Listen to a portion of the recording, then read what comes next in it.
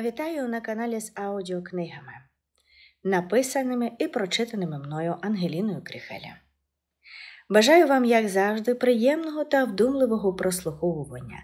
Сподіваюся, що побачимося у коментарях та ще неодноразово почуємося.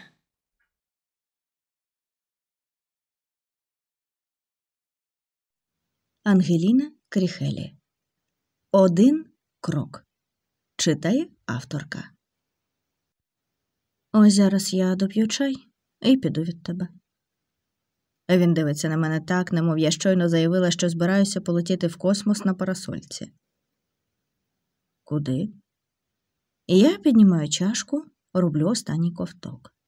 Смак чорного чаю з бергамотом. Ще кілька хвилин тому він був теплим, але вже охолонув. Як ми. Куди-небудь, відповідаю. Чай допитий, можна йти. Але, як і раніше, сиджу на улюбленому місці. Воно дає відчуття стабільності, визначеності і душить. Він киває, повільно, ніби прислухається до відчуттів у тілі. Чи розуміє він, що зараз станеться щось важливе? Чи йому просто цікаво, зможу я стримати своє слово чи ні? Хочеш, я відчиню тобі двері? Пропонує. Голос рівний, навіть із лінощами.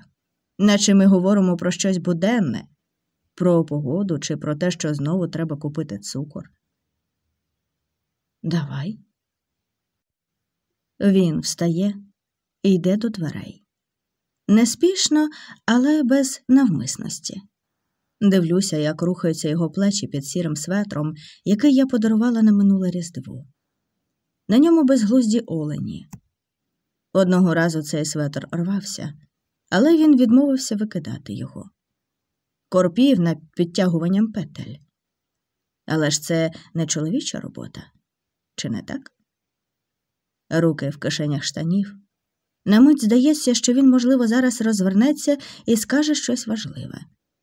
Я сподіваюся на це. Але ні. Просто відчиняє двері. Піднімаюся, роблю крок. Другий. Поріг. Дивне відчуття. Наче виходжу не просто з квартири, а залишаю за спиною цілу епоху. Закінчується щось більше, ніж стосунки. Що саме? Поки не можу сформулювати, але відчуваю. Він залишається всередині. Я чую, як скрипить підлога, коли він повертається вглиб квартири. Не зачиняє двері одразу, а залишає їх прочиненими. Ніби дає мені можливість передумати, але я не передумаю. Спускаюся сходами повільно, за інерцією. Ліфт знову не працює. 23 сходинки до виходу. Я їх колись рахувала, коли жила тут. Але ж це було всього секунду тому. Тепер кожен рух здається вагомим, ніби відзначає фінальні миті чогось великого. На вулиці пахне прохолодою і вогкістю. Вечірнє місто світиться тисячами вікон. Але відчуття, що світять вони, не для мене. Я просто стою біля під'їзду, не знаючи, що робити далі. Куди йти? Чи було це спонтанним рішенням? Швидше ні, ніж так. Але чому я не готова? Де музика, що закриває цю сцену? Де фінальний акорд? Але нічого немає. І тут телефон у кишені оживає. Марина. Я секунду вагаюся, а потім відповідаю. А ти де? Її голос занепокоєний, але з відтінком звичної іронії, яка надає отруйної легкості. Вийшла. Звідки? Від нього. Коротка пауза. Ми обговорювали це з нею. Оу, з тобою все гаразд? Стискаю пальці на телефоні, слухаючись у власні відчуття. А що я відчуваю? Так, кажу. Я вільна. Марина не питає, що маю на увазі, не уточнює. Тільки, де ти? Біля під'їзду. Чекай. Вони скидають дзвінок, і я раптом розумію, що вперше за довгий час мені не треба нікому нічого пояснювати. Просто стою, вдихаю прохолодне повітря, дивлюся, як десь вдалині миготять вогні фар. Хвилин за 10 знайома машина звертає до будинку. Я вже змерзла, але це не означає, що хочу повернутися. Марина паркується, вибирається з присадкуватої спортивної машинки, грюкає дверима. Мені складно сприймати цю іграшку за транспорт. Але вона шикарна. На подрізі шкіряна куртка, темні джинси та її вічні кеди. Елегантна неохайність їй личить. У руках паперовий стакан із кавою. Вона підходить, простягає мені каву і просто дивиться. Я роблю ковток, обпікаюся, але не відпускаю склянку. «Усе-таки пішла?» – спокійно запитує. Мовчки киваю. Марина повільно затягується цигаркою. Знаю, що вона палить рідко, тільки в моменти, коли треба осмислити щось важливе. Поїхали до мене. Я хочу сказати так, але озираюся. Світло в нашому вікні. Його вікні. Він не закрив штори. Хоче, щоб я бачила? Відчуваю, що маю щось сказати і щось усвідомити, але слова не приходять. І це, напевно, теж знак. «Поїхали», – кажу. Ми сідаємо в машину, і місто розчиняється в русі. Прокидаюся в Марининій квартирі. У повітрі пахне кавою, неповторний аромат здатний змагатися із найкращими кав'ярнями міста. Вона знає толк у цьому житті.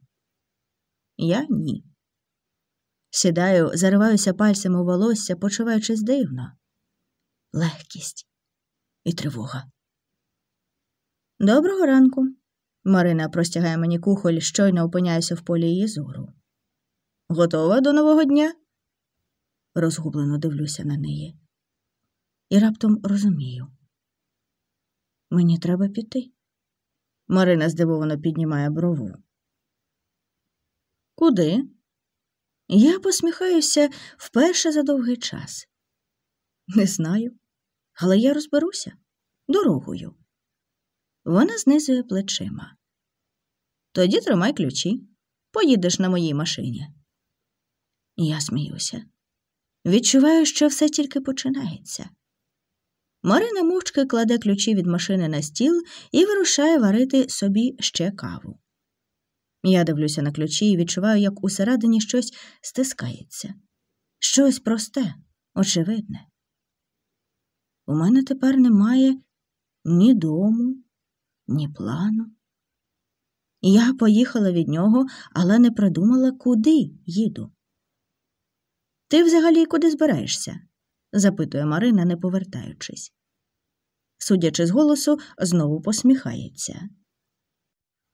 Беру ключі, кручу їх пальцями, ніби бачу вперше. Не знаю.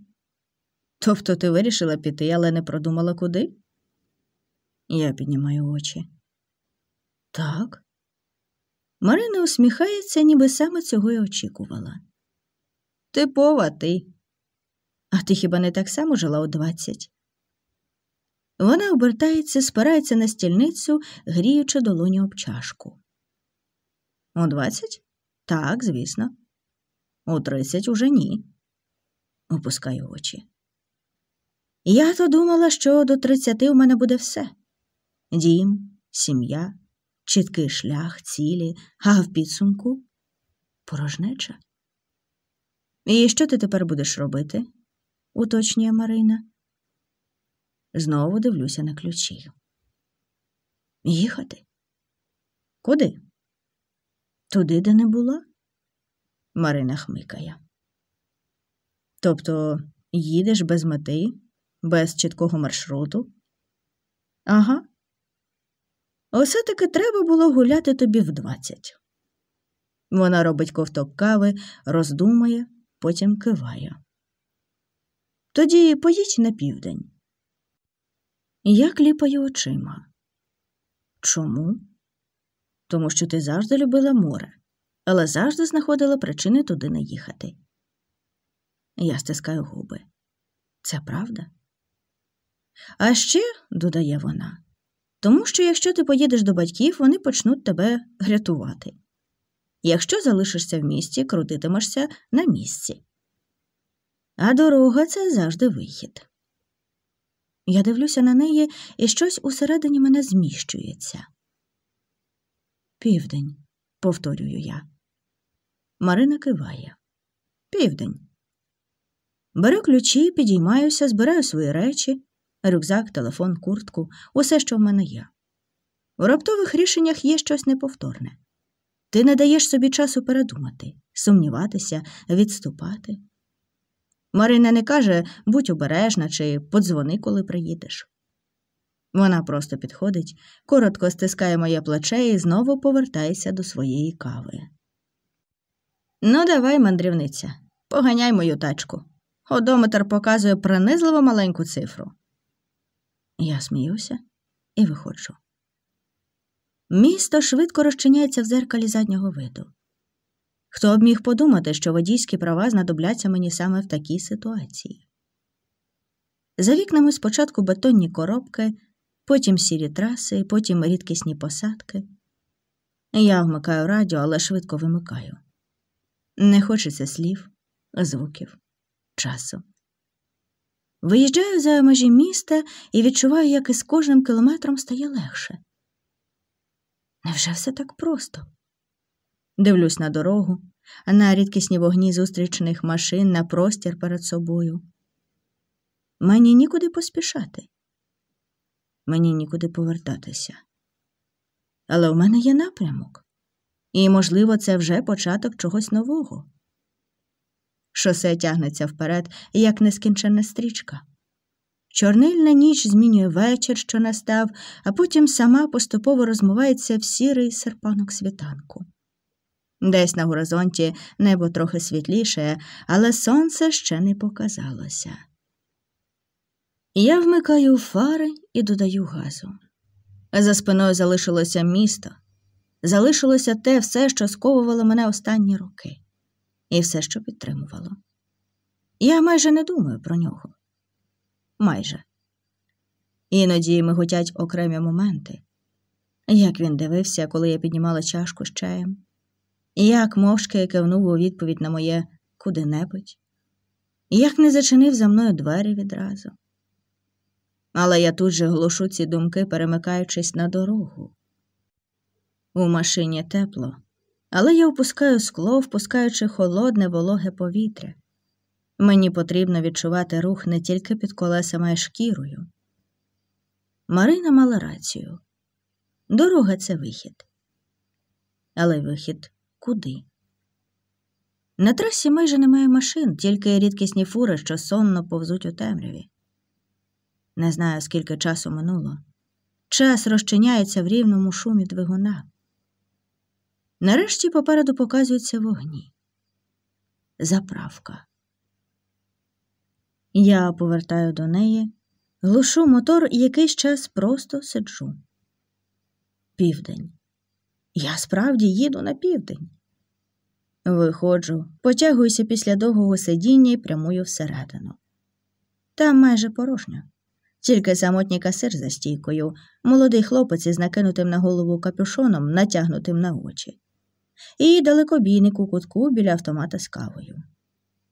Я беру бутерброд, пляшку води і, не думаючи, за звичкою, додаю шоколадний батончик. На касі хлопець ліниво пробиває покупки. «Далеко їдете?»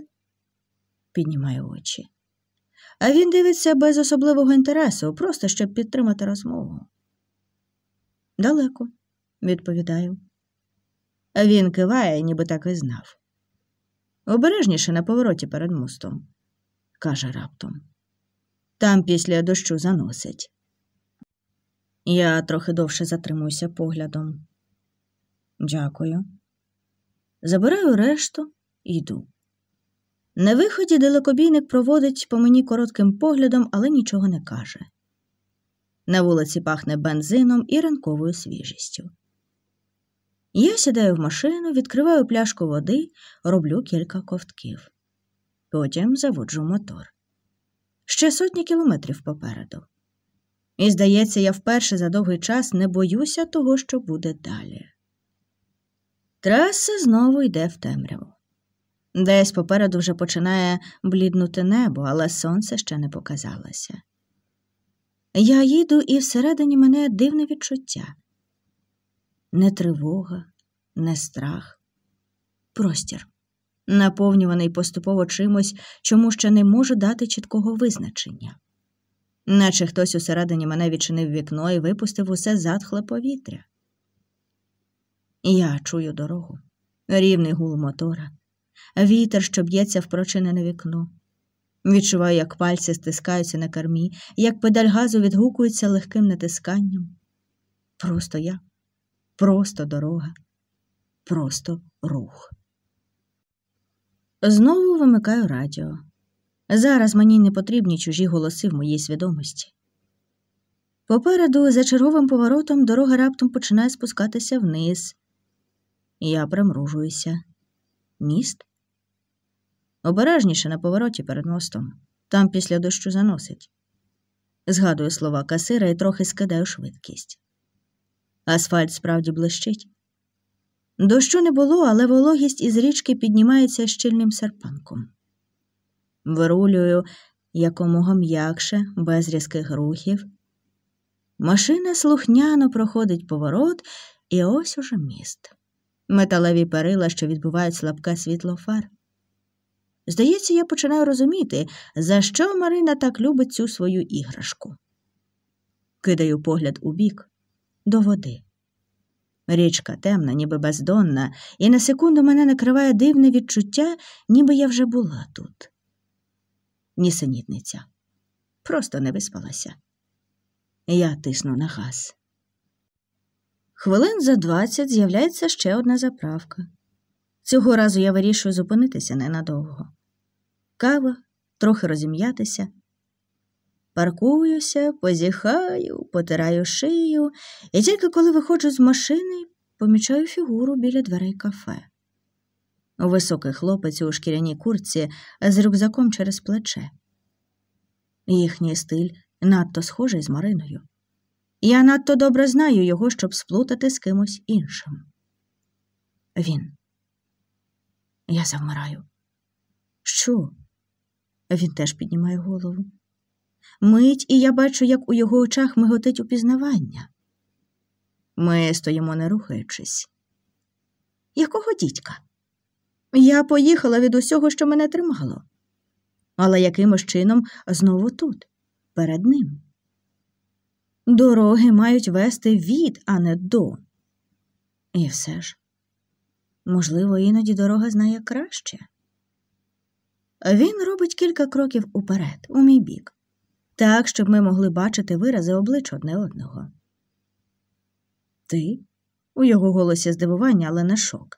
Швидше суміш легкого збентеження і чогось іще. Я все ще не можу видати ані слова. Як? Я поїхала з міста, вирішивши залишити все позаду, і ось він тут. Швидко перебираю в голові варіанти. А він міг поїхати у відрядження.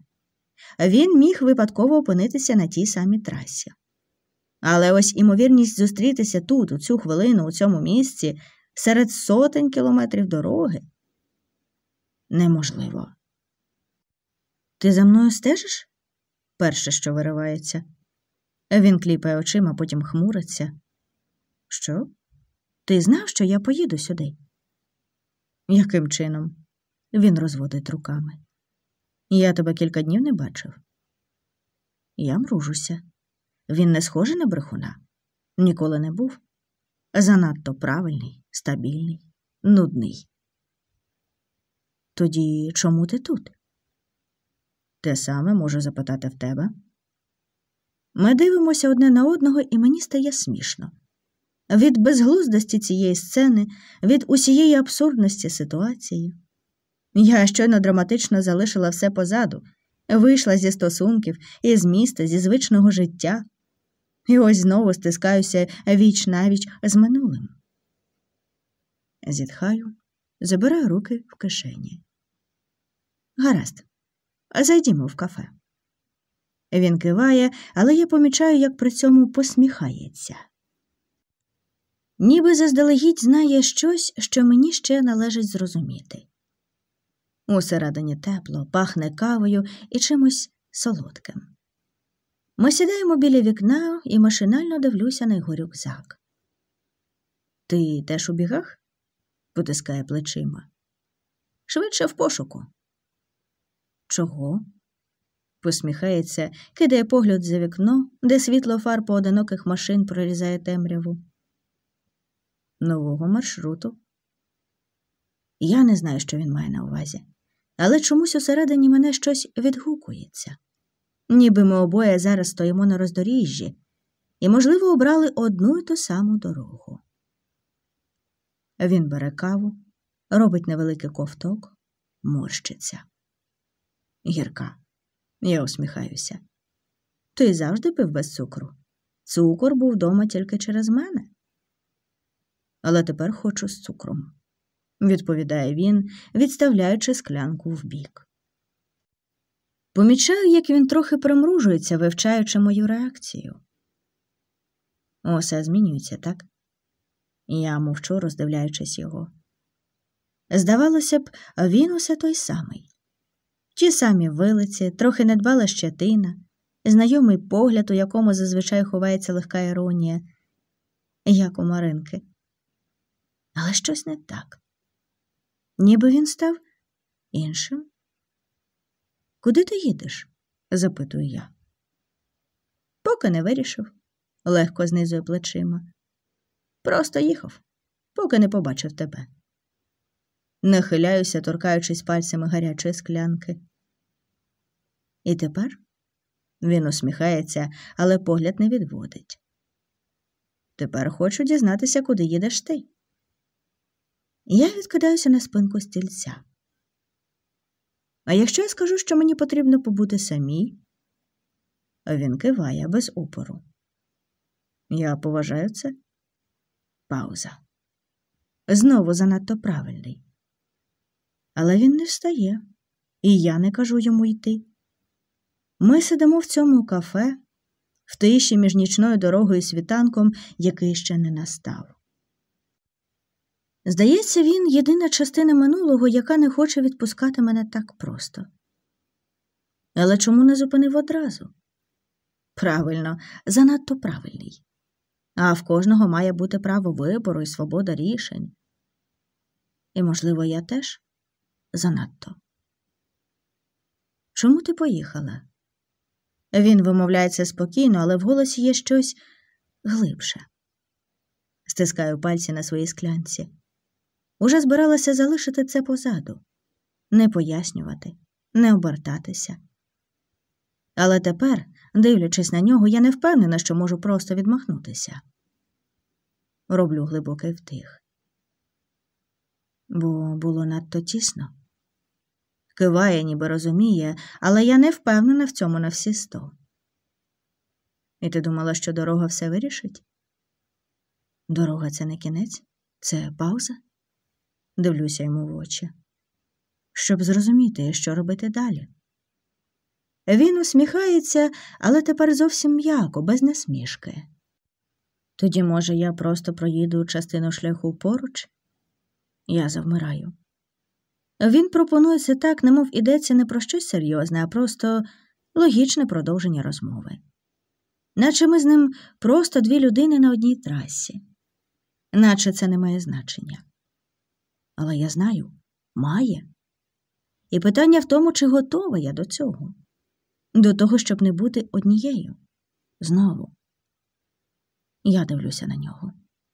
Він не квапить мене, чекає. Розуміє, що відповідь для мене важливіша, ніж здається на перший погляд. Адже я поїхала, щоб бути самотньою, чи не так? Але тепер... Я нахиляю голову, торкаючись губами краю склянки, але кава вже охолола. Знову. Так само, як колись охололи ми з ним. Якщо хочеш, можеш поїхати своєю дорогою, каже він спокійно. Я не тримаю. Але в цьому спокої є щось справжнє. Не виклик, не спроба маніпуляції, просто можливість. Ставлю склянку на стіл, відкидаюся на спинку стільця, щиплюю пальці. Ти впевнений? Він усміхається. Я просто пропоную проїхати разом. Це не шлюбний контракт. Хоча я ні в чому не можу бути впевненим. Але ти ж знаєш, що так не буває. Ніхто не робить щось просто так. Він дивиться на мене трохи довше, ніж потрібно, а потім повільно киває. Знаю. У цьому зізнанні немає пафосу, тільки проста істина. Я зітхаю. Гаразд. Подивимося. Роблю цей крок не тому, що хочу повернути щось, що вже пішло, а тому, що, можливо, саме зараз я не повинна бути сама. Ми виходимо з кафе, і мені раптом дивно бачити його поруч із цією машиною. Немов світ намагається сказати мені щось важливе. «Тобі потрібно за кермо?» – запитує він. «Так, я поведу». Він усміхається. Як завжди. І щось у цьому звучить так природно, занадто правильно, але раптом не відштовхує, не здається прісним і нудним. І ніби все, що було до, не перекреслюється, а просто перетікає в щось нове. І я сідаю в машину, чекаю, поки він пристебнеться. Секунду тримаю руки на кермі без руху. А потім повертаю ключ у замку запалювання. І дорога, що звернула в темряву, знову відкривається перед нами. Я веду машину мовчки, а він теж не говорить ані слова. Тільки поодинокі спалахи зустрічних фар висвітлюють його обличчя, показуючи знайомі риси. Трохи втомлений погляд, легку тінь на вилицях, ледь стиснуті губи.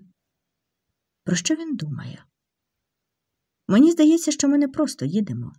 Ми балансуємо на межі між минулим і майбутнім, не знаючи, куди саме звернеться дорога. Ти не запитала, куди я їхав? Нарешті каже він. Михцем кидаю на нього погляд. Хіба? Мені здається, я запитувала. А це важливо? Може бути. Ну, добре. Мені ж не важко повторити запитання. Куди ти їхав? Він усміхається, дивиться у вікно, немов підбираючи слова. Але вони давно готові, я бачу це. Шукати себе. Недовірливо хмикаю. Це тепер так називається? А як би ти це назвала? На секунду замислююся. Втеча. А він хитає головою. Якщо ти біжиш, значить точно знаєш від чого. Я стискаю кермо трохи міцніше. А ти не знаєш? Він не відповідає одразу, а потім зовсім тихо. Тепер, напевно, знаю, за ким. Ми знову замовкаємо, але тепер тиша інша, не незручна, наповнена чимось, що поки що не потребує слів. Повз пролітають дорожні знаки, поодинокі заправки, невеликі поселення, в яких майже не горить світло у вікнах. Я відчуваю, що він спостерігає за мною. І коли говорить, його голос звучить м'яко, але прямо.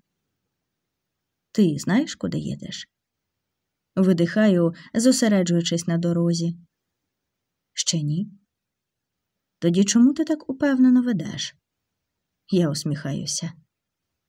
Бо зупинитися – це гірше, ніж помилитися. На південь? Звідки? Ти був у Марини. І я не думав, що тобі буде потрібно так багато часу для особистого простору. Поверни праворуч. Кидаю на нього швидкий погляд. Чому? Просто спробуй. Я не питаю, куди. Просто натискаю на поворотник і звертаю.